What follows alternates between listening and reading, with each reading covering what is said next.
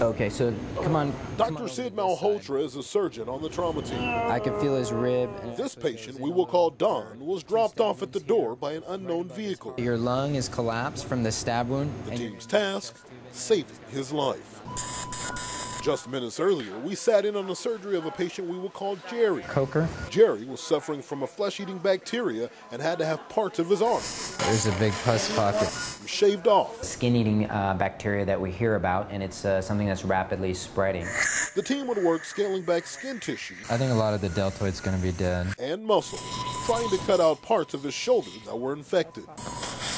And before they could finish, Zone 1 less than 1 centimeter. a call comes in about a newly admitted patient suffering from multiple stab wounds. I'm going to change real quick. Trauma doesn't stop. So even though we're up there operating, trauma keeps coming in. There were rounds through the intensive care unit, or ICU, The problem with the blood is and a just check like of blood more anywhere patients else in coming body, into the blood ER. clots.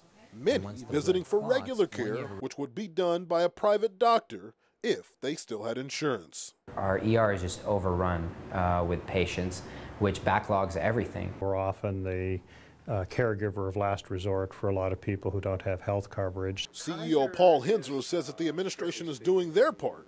They obtained a grant for the Kern Medical Center health plan, a trial plan which is in its third year that takes patients who frequently visit the ER for regular care and assigns them to a doctor in the clinic. We've shown a significant reduction in their utilization of the emergency department.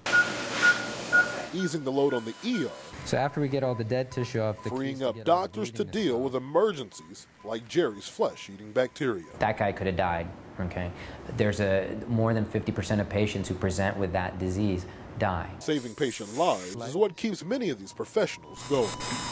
That thankfulness that patients have that comes from their heart, that you save their life.